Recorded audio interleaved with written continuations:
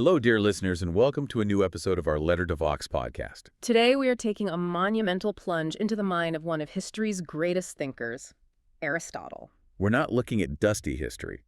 We're engaging with a practical, step-by-step philosophy, the core of his ethical framework, which serves as a genuine blueprint for human success and, well, true happiness, or as he would call it, flourishing. Indeed. We're deep diving into the ideas that really shaped Western thought, centered on the Nicomachean Ethics, a text that tries to provide a definitive answer to the question, what is a good life? And to really appreciate the magnitude of this work, I think we have to start with the man himself. Oh, absolutely. You have to understand where he was coming from. So tell us about the revolutionary behind this entire system. Well, Aristotle, who lived from 384 to 322 BC, was an ancient Greek philosopher, and you could argue the greatest polymath the world has ever seen. The sheer range is just staggering. He was a student of Plato, right? At the academy. He was, but he later went on to create a tradition that diverged pretty sharply from his teacher. His written works spanned disciplines that we now see as completely separate fields: logic, natural sciences, metaphysics, ethics, politics, rhetoric, literary theory. So he didn't just study these fields. He basically invented the way we categorize and study them. Precisely. He founded the Peripatetic School of Philosophy in the Lyceum in Athens, and the intellectual tradition he established. It laid the undeniable groundwork for modern scientific inquiry. That's why we still call him the father of so many things. Exactly. The father of logic, political science, even descriptive zoology. His mission was nothing less than to provide a unified system explaining every corner of reality, from the smallest insect to the highest form of human goodness. So our mission today is ambitious: to unpack the central ideas of Aristotle's thought. We'll start with the fundamental structure of his logic, which really informs his entire way of thinking, and then jump right into his ethical masterpiece. We want to understand his definition of a successful human life and see why concepts like the golden mean and phronesis, or practical wisdom, are still absolutely crucial for you, the learner, trying to navigate the complexities of life today. And to be truly well-informed. Hmm. So, to understand Aristotle's ethics, we first need to appreciate the tools he built to analyze the world. Yeah. He was the first to formalize rational methods that are, still foundational today. Right. Let's unpack his systems of thought, starting with the nuts and bolts of logic. Okay, so what we today call Aristotelian logic, which is mostly in his works known as the organon, he actually called analytics. Logic. He reserved the term logic for what he called dialectics, which was more about debate and reasoned discussion. His true genius was the development of the syllogism. The syllogism. The canonical method of logical argument. It is. Its structure is just remarkable because it guarantees a true conclusion as long as the premises are true. It's an intellectual engine. It's a completely rigid structure, isn't it? Totally. It needs three propositions: a major premise, which is a general statement. All men are mortal. Right. Then a minor premise, a specific instance. All Greeks are men. And finally, a conclusion that must necessarily follow. Therefore, all Greeks are mortal. Exactly. If you accept the first two, you have to accept the third. This system became the absolute gold standard for logical inference for over 2,000 years. And this focus on necessary truth, it leads directly into his concept of demonstration, right? From the posterior analytics. Absolutely. This is his take on epistemology, how we know things. For Aristotle, true demonstrative knowledge was always linked to the syllogism. It had to be necessary, not just probable. Right. And critically, this demonstrative knowledge required an understanding of causes. You couldn't just state a fact. You had to understand why that fact was true. Which takes us neatly from the tools of analysis to the nature of reality itself. His first philosophy. What we now call metaphysics. Right. Aristotle never actually used that term. It was placed on his works later because they literally came after or meta his physics. So what did he call it? He called it first philosophy, or when he was talking about the divine, theology. Its subject was the study of being qua being, studying existence just as existence. Focused on things that are eternal, unchanging, immaterial. Exactly. And central to understanding his concept of being is his definition of substance, where he combined the physical and the essential. This is hylomorphism. We're talking about hylomorphism, yes. A profoundly influential idea. It states that any particular substance, or ousia, is an inseparable composite of two things, matter and form. Matter is the raw material, the potential. It's the substratum, yeah, the potential. And form is the essence, the structure, the actuality. It's what makes that thing what it is. The analogy of the house always helps me here. It's the perfect example. The matter of the house is the bricks, the stones, the wood, the raw potential. But the form, The form is its essence, its definition, which Aristotle beautifully describes as a covering for bodies and chattels. so a pile of bricks isn't a house? Nope. And a blueprint isn't a house either. You need both, instantiated together. And this grounding of the form in the physical world is what really drove that philosophical wedge between him and Plato. That is the essential conflict in ancient philosophy. Plato was a transcendentalist. He believed the perfect form, the ideal apple, existed somewhere else in a separate world of forms. But Aristotle was a moderate realist. He was. He agreed the form or essence existed, but it only existed in the particular things we see.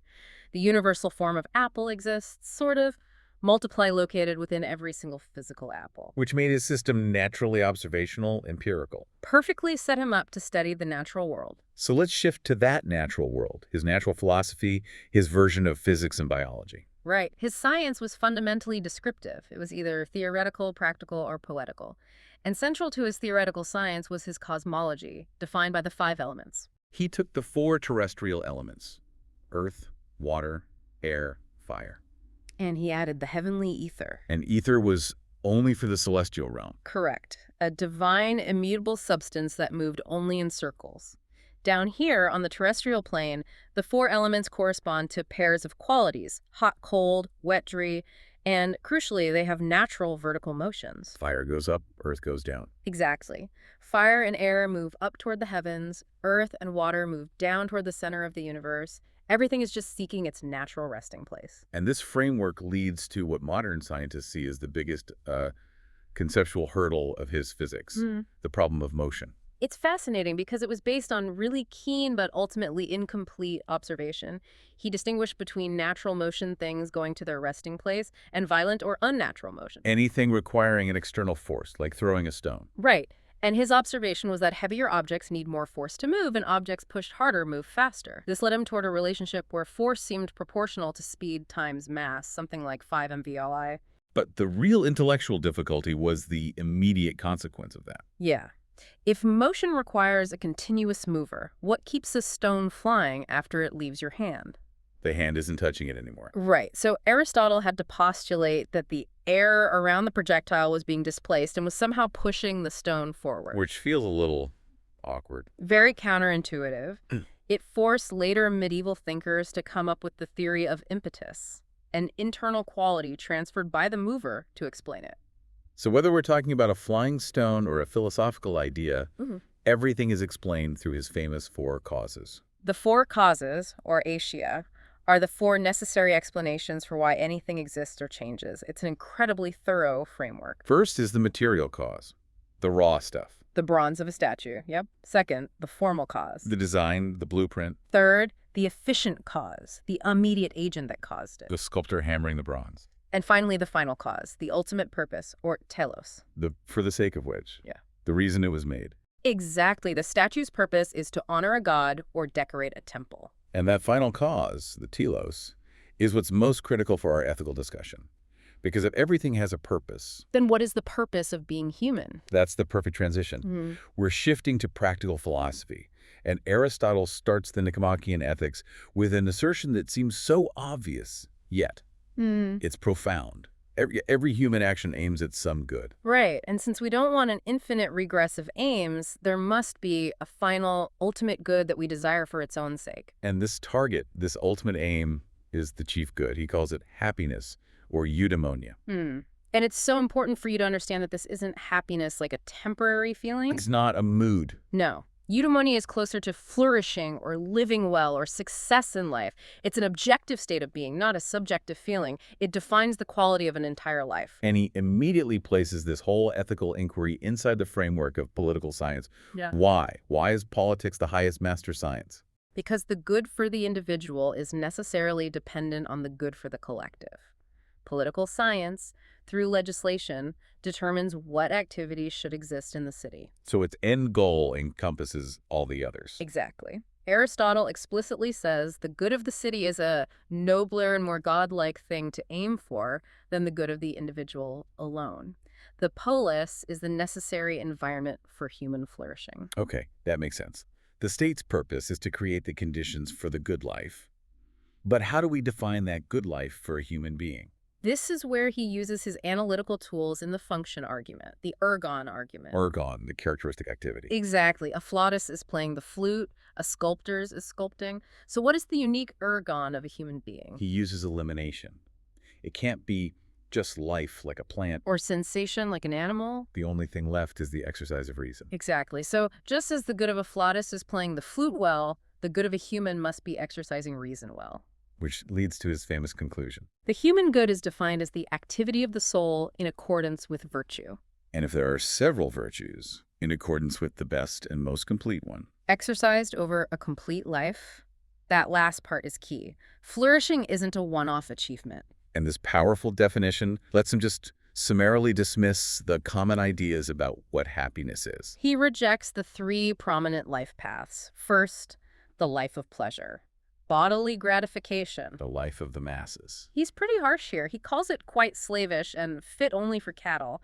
It prioritizes the non-rational animal part of the soul. Then there's the life of politics, seeking honor. He rejects that because honor is too shallow. It depends on those who honor you, not on you. It's unstable. True good has to be inherent. And finally, the life of money-making. Easily dismissed. Wealth is just a tool, a means to something else. It's never an end in itself. Okay, let me challenge that for a moment. If the goal is virtuous activity, does that mean someone who is morally excellent but, I don't know, lives in abject poverty in a dungeon? Is he happier than a wicked billionaire? That's a fundamental tension Aristotle acknowledges. He's a realist, not a stoic. Okay.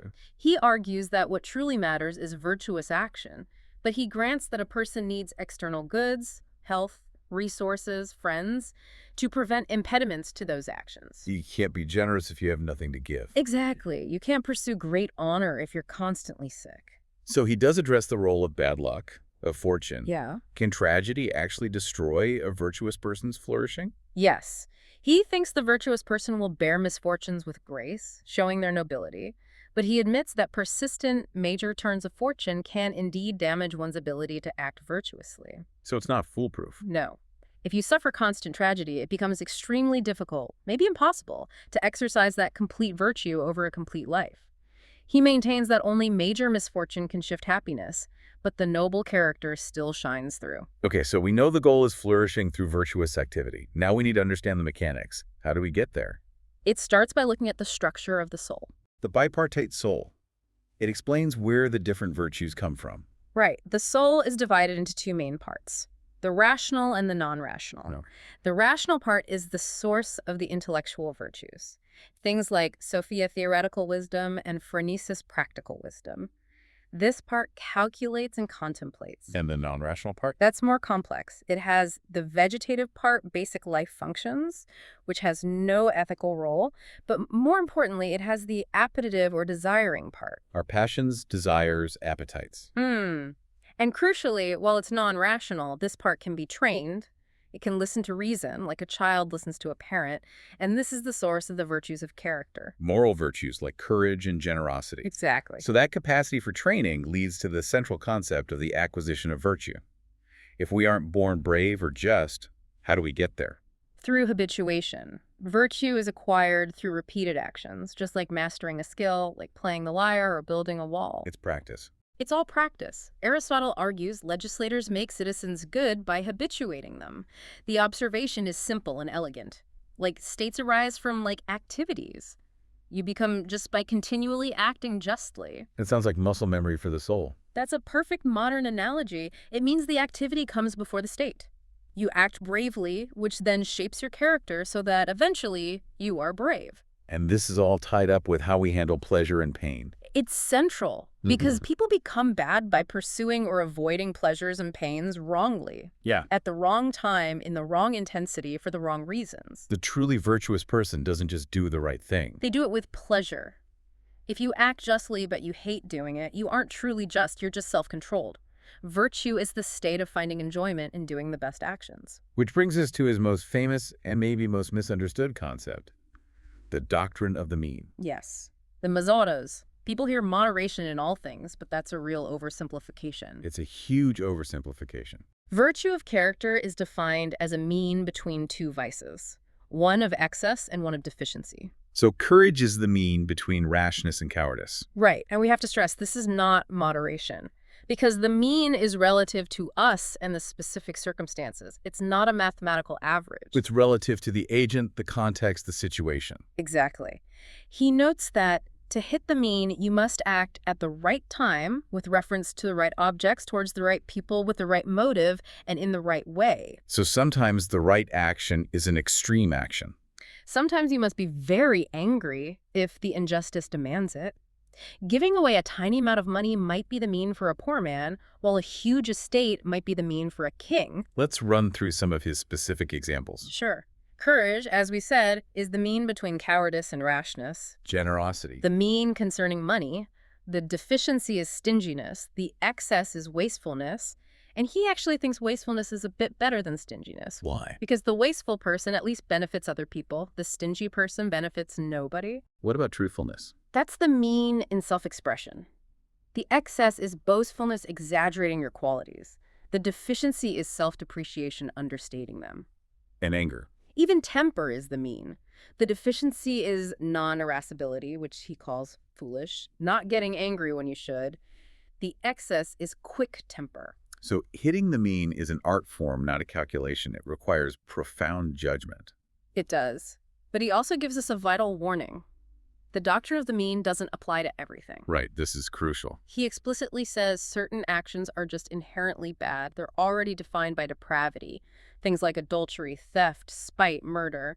They don't have a mean. You can't commit adultery at the right time or in the right amount. Exactly. They're just wrong, full stop. Don't forget to subscribe and leave a like if you enjoy this podcast. All right, let's shift focus now to how virtue operates in the legal and political realm. If we're aiming for virtuous action, we have to establish accountability. And Aristotle starts with defining voluntary action. A voluntary action is one where the first principle, the moving cause, is within the agent. Man. And the agent must know the particular circumstances of the action. If it meets those two criteria, you're accountable. You get praise or blame. But if it doesn't meet those criteria, the action is involuntary, which leads to the two main excusing conditions. Right. Actions are involuntary if they're done by force or through ignorance. Force seems straightforward. It is. The origin is entirely external. You contribute nothing, like being carried to Egypt by a strong wind. But ignorance is the trickier one. It is. We have to distinguish between acting through ignorance and acting in ignorance. Let's use a scenario. A hunter, Larry, is in the woods. He sees a movement, thinks it's a deer, and shoots. But he kills his friend. Okay. If Larry truly believed he was aiming at an animal, that's ignorance of the particular circumstance, and he feels genuine pain and regret afterward, then he acted through ignorance. The action is involuntary and excused. But what if he's acting in ignorance? If Larry got drunk specifically to go hunting a state he is responsible for, and then shot his friend, he was acting in ignorance because of the alcohol. He's still culpable. And what if he was just wicked? Ignorant of the moral principle that it's wrong to shoot people? That is ignorance that causes wickedness, and it is not excusable. Only ignorance of the specific particulars can excuse you. This careful definition of voluntary action leads to his courageous philosophical break with Socrates. Yes. Socrates famously held that no one is willingly bad. He thought vice was just an intellectual error. If you truly knew the good, you would do it. Aristotle rejects this completely because it contradicts our entire system of punishment and praise. He argues we are accountable for our own character. That's the key. Accountability for character. A vicious person is responsible for their bad state because they became unjust by performing unjust actions, knowing they were forming a bad habit. The choice was at the beginning. Exactly. He uses a sharp analogy. Once a person is ill from ignoring a doctor's orders, they are responsible for their illness, even if they can no longer easily reverse it. The first principle of our character lies within us.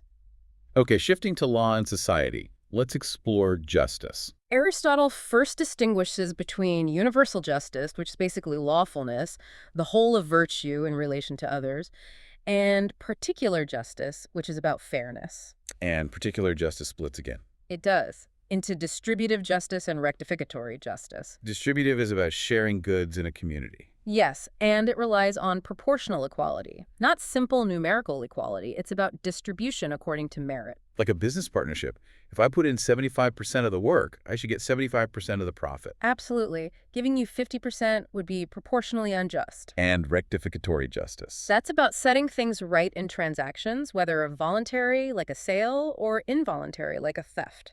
This type of justice does not look at the merit of the people involved. It's only about restoring quantitative equality. So the judge's role is just to restore the balance. Precisely. If A harms B, the judge takes the gain from A and restores the loss to B, creating an arithmetic mean. It doesn't matter if A is a virtuous citizen and B is a scoundrel. And finally, within political justice, he separates the universal from the arbitrary. That's the critical distinction between natural justice and legal justice. Natural justice has the same force everywhere, like fire burning. Legal justice is conventional. What's initially arbitrary but becomes binding once it's adopted. Like traffic laws. Or the specific ransom for a prisoner. While all human laws are changeable, the fact that we need laws stems from this core of natural justice. We've established that virtue of character is essential for happiness, but those virtues, courage, generosity, they need intellectual guidance to function correctly. Which brings us back to the rational soul. Which he divides based on the object of its thought. Correct. The rational soul has two parts. First, the scientific part, which contemplates things that are necessary and invariable, they can't be otherwise. Math, cosmology, eternal truths. Exactly. Its highest virtue is wisdom, or Sophia. And the second part. The calculative part. This contemplates things that are variable and contingent things that can be otherwise. Human action, policy. Its highest virtue is practical wisdom, phronesis. Okay, let's spend some time on practical wisdom, phronesis, since this is the virtue that operates daily in the moral arena. What is it exactly? It's defined as a true and practical state, involving reason that's concerned with action related to human goods. It's the quality that allows a person to deliberate well about what is good for them, not just for a specific task, but for living well in general. And you mentioned earlier that phronesis is not a skill, a technique.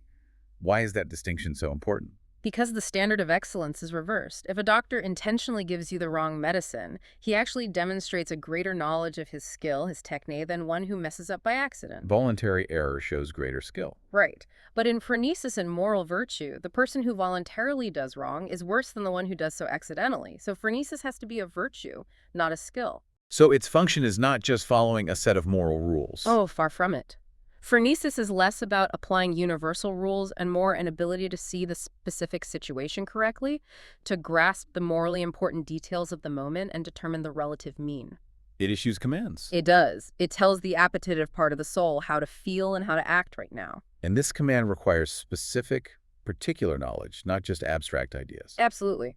Aristotle uses the practical syllogism here too. You need the universal premise. All light meats are wholesome.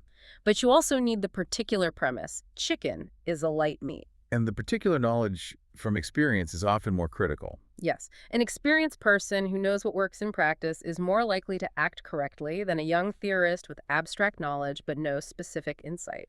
This leads to that ultimate link between moral character and intellectual capacity. It's a symbiotic relationship. Cleverness is just raw efficacy, the ability to achieve any goal, good or bad.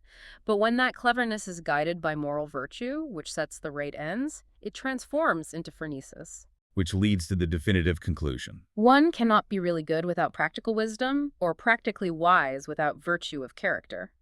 Virtue makes the goal right, and phronesis finds the path to that noble goal. Okay, so having established phronesis as the highest practical virtue, we have to turn to wisdom, Sophia. The virtue of the contemplative soul. Sophia is the combination of intellect, the part that grasps first principles and scientific knowledge.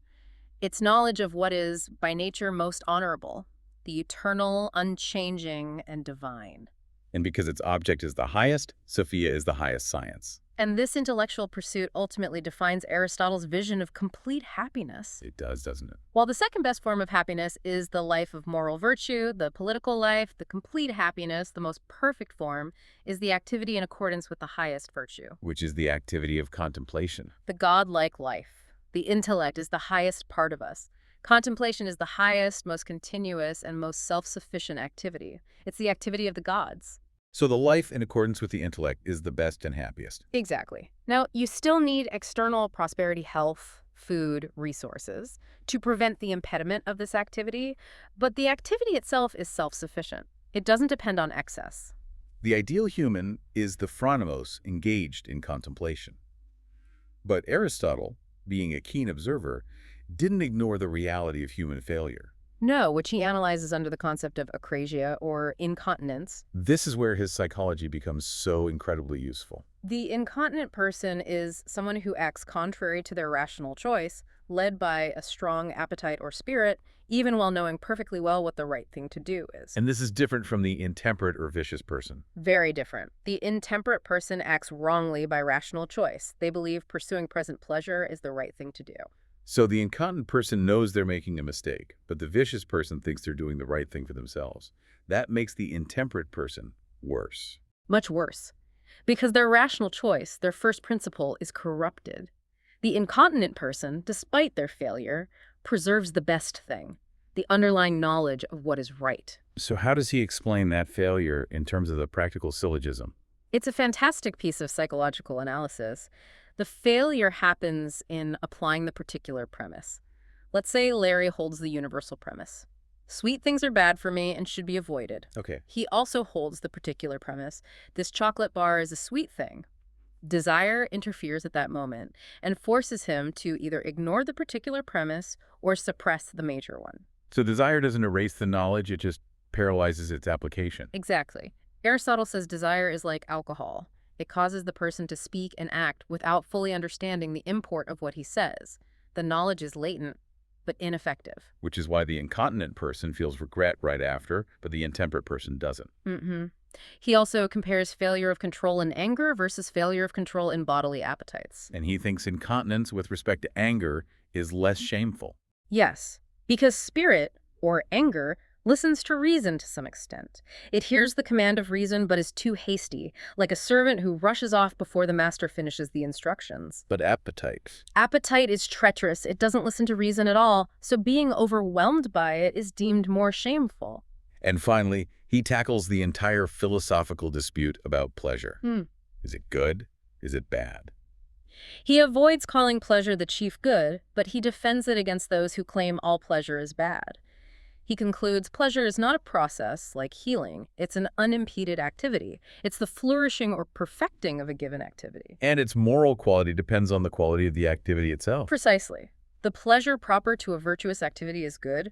The pleasure proper to a wicked activity is bad. He makes it clear that you simply cannot experience the pleasure of the just person without being just. As we've seen, the good life is active, and action happens in a social context.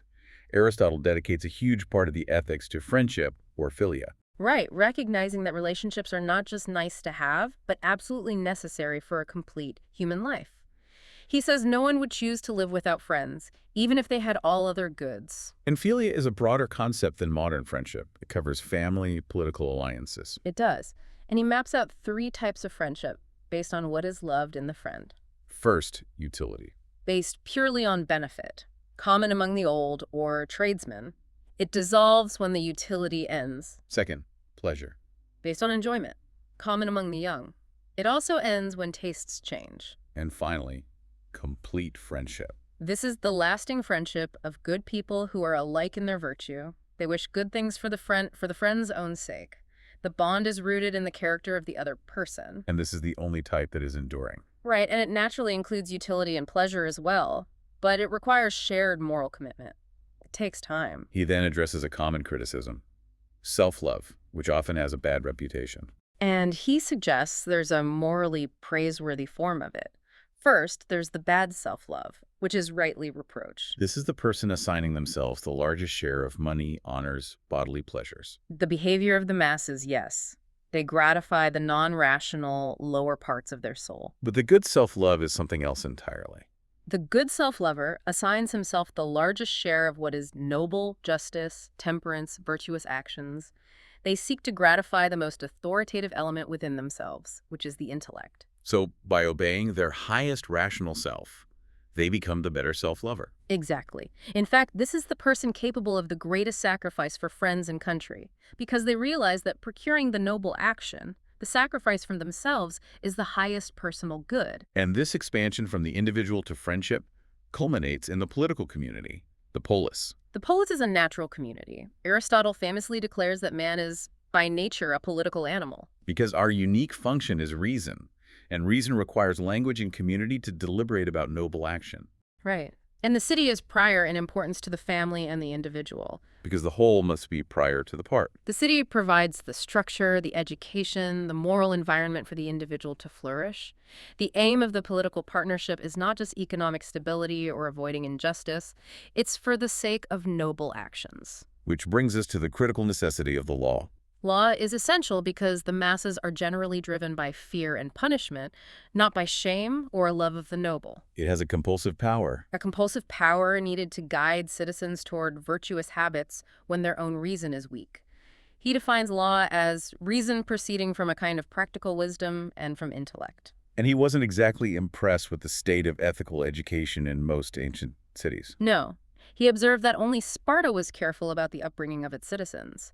In most cities, he laments, people live as they wish, neglecting the instruction of their children. Laying down the law for children and wife like a cyclops. Exactly. He concludes that the best outcome, a population that seeks the noble life, requires a correct public concern demonstrated through a comprehensive system of good laws. It is genuinely incredible to realize the immense breadth of Aristotle's thought, how he provided this unified, logical system that spans the structure of the cosmos, the mechanism of proof, and the definitive guide to ethical living.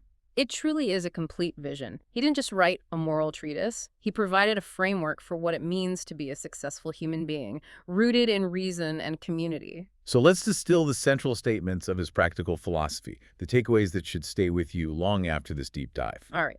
First, the goal is eudaimonia. Happiness is not a feeling, but the activity of the soul in accordance with complete virtue over a complete life. It is objective flourishing, rooted in action. Second, virtue is a learned relative mean. Moral excellence is achieved through habituation and is the intermediate state between two vices, always judged relative to the specific circumstances, demanding deep practical judgment. Third, action is accountable. We are fully responsible for our actions and our character because the first principle lies within us. Our virtues and vices are voluntary states. Fourth, practical wisdom is essential. Real virtue is impossible without phronesis, that intellectual capacity that correctly deliberates about how to act and achieve noble ends. It lets us see the moral truth of a situation. And finally, contemplation is highest happiness. The most perfect godlike life is the unimpeded activity of contemplation, the pure exercise of the highest element within us, reason. Which leaves us with the challenging, provocative thought that lies right at the heart of the ethics. Aristotle argued that the city is prior to the individual, that the polis is required for us to learn and practice virtue. Right. Yet the ultimate human good, the supreme form of happiness, is contemplation, an inherently individual and self-sufficient intellectual activity. So if the highest form of flourishing is achieved in quiet solitude with the intellect, how does one reconcile the essential requirement of the political partnership with the contemplative life as the highest good? Is the ultimate function of the state simply to enable the few truly wise people to withdraw and contemplate? A question that asks us to define the true purpose of community itself. Thank you for joining us for this deep dive into Aristotle's profound and surprisingly practical blueprint for a good life. We hope you continue your own deep dives into these powerful ideas.